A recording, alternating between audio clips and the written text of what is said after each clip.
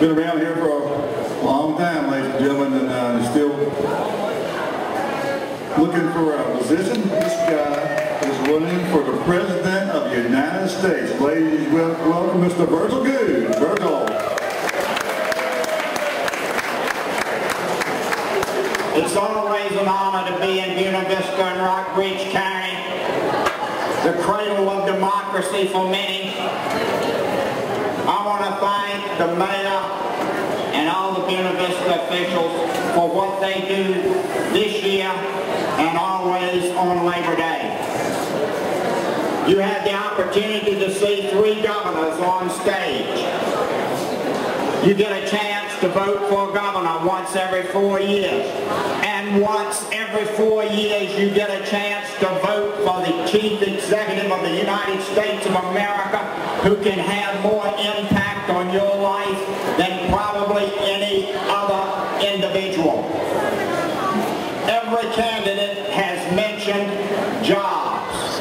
We want more jobs. I want more jobs for United States citizens, and I am the only candidate for president who recognizes the need to control and have a near complete moratorium on green card admissions to the United States. Every year, 1.2 million people come into this country from foreign countries and they get a green card. 3/4 of that number are working age persons. They can get jobs in Buena Vista. They can get jobs in about any state in the United States. And they can get about any kind of jobs with that green card. I believe it's time to say jobs should be first for United States citizens, and that's why I'm calling for a near complete moratorium on green card admissions into the United States until our unemployment rate is under 5%. It is time for us to stand up for the American citizen and say, yes, jobs on Labor Day, jobs at any time in the United States should go first to U.S. citizens. I heard a lot of talk about balanced budgets.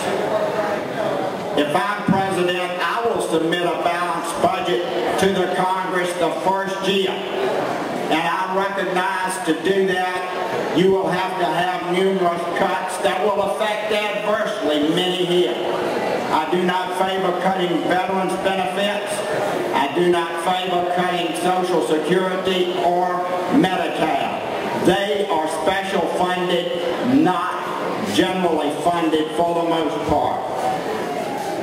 Obama's budget was over $1 trillion in deficit. And they like to say Paul Ryan is going to balance the budget. Let me tell you, I was up there 10 years with him.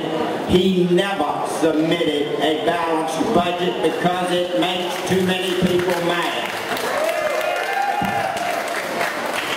Obama won't submit one either. Let me say, I recognize, unlike some, that we will have to cut defense.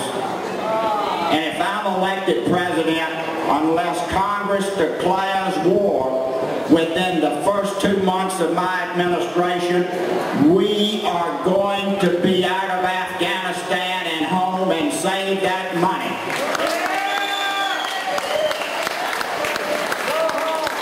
Mark Warner talked about super PACs and the impact that they're going to have on this election, and it will be tremendous. Billionaires are funding both pro and con President Obama and both pro and con Governor Romney. They have sold the American people that they are the only 2 choices. Not so. You have other alternatives.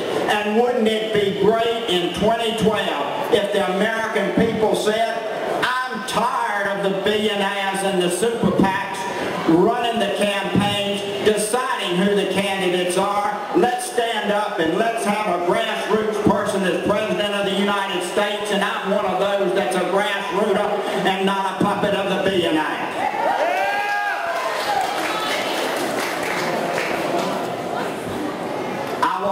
some of the Republican convention, and I hope to watch some of the Democratic convention. I want to commend Senator Allen, Governor Kane, Senator Warner, Congressman Goode, and Mr. Schmookler, and all that are participating here today. Congressman Goode had opposition in the primary. Senator Allen did too, and when Kane was running, they had processes where you could get signatures and get on the ballot in Virginia. They didn't try to snuff people out from running once you got your signatures and the State Board of Elections said you had enough. But at the Republican convention, I did not like this side of a presidential candidate. They chose to snuff out Ron Paul after he had gotten considerable delegates and lots of votes in the primaries. In a democracy, people deserve to be heard. What they say may not be popular, but they deserve the opportunity to be heard when they've been through the process. And Team Romney has now hired high-powered lawyers in Richmond to try to get me off the ballot and try to get Gary Johnson off the ballot. I hope the citizens of Virginia will pay close attention to this effort. If you've gotten the signatures and you crisscross the state like I have and like those had for the other third parties, they deserve the opportunity to be heard. In America, let's go by the First Amendment. Freedom of speech, freedom of petition. Let's stand up for our constitutional rights. And I hope you'll vote for Virgil Goode for president in 2012 if you want fundamental change and to tell the super PACs they've had their day and it's not this year. Let's go.